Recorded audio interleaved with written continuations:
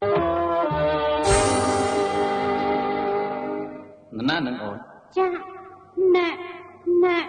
អូតែជំរាបបងលោកនេះគឺបងជីដូនមួយអូនណា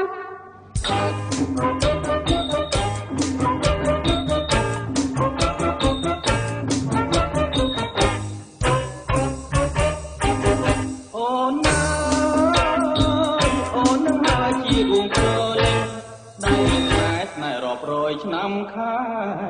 បើវាយស៊ូតែស្នេហ៍លងខ្សាយ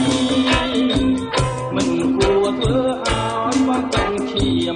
ញញឹមគ្មានន័យព្រោះត្រូវស្ដីបត់ស្ដីស្នា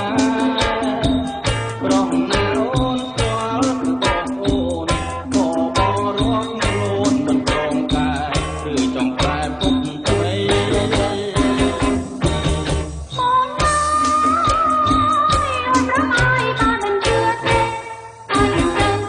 ថ្ងៃក្បែរអូនប្រចាំអូនได้គោរពប្តីឃើញពីយាវអូនមកតែរៀបចំញញឹមហើយព្រោះចង់បងជាប្តីបើបងមិនទាន់ឬមានប្តី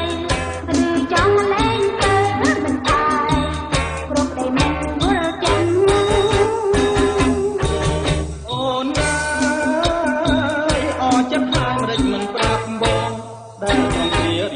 ទ្រាំវេទនីបើវាយក្រែងអត់យ៉ាងគំនិតមកគៀស្រីប្រចាំបាយណាលេងថ្ងៃចិត្តបងក៏ដូនធ្វើអ្វីយាអូនស្រីបងសូនខ្មាំដើរលេងភ្លេចផ្ទះរួចក៏ប្តី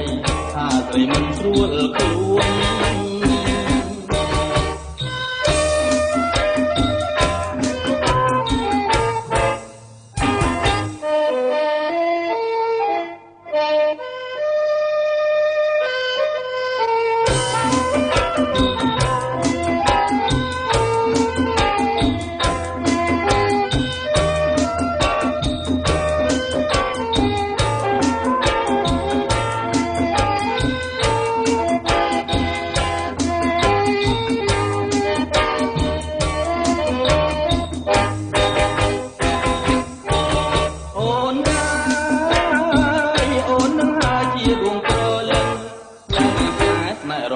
ឆ្នាំខែបើវាយស៊ូតែស្នេហ៍លងខ្សាយ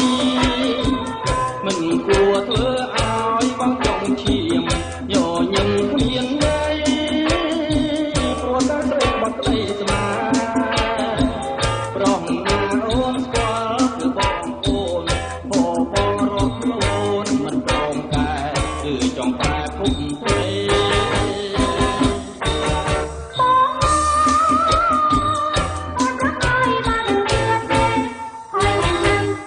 ថ្ងៃក្បែរអូ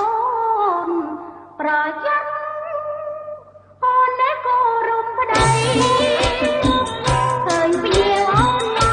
តែរៀបចំញញឹមមកព្រោះបងជាប្តី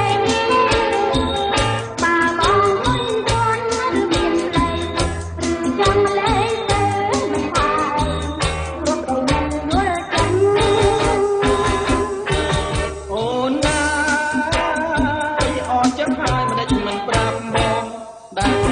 តរៀមស៊ូទ្រាំវេទនីបើវាយក្រែងអត់យ៉ាងគំនិត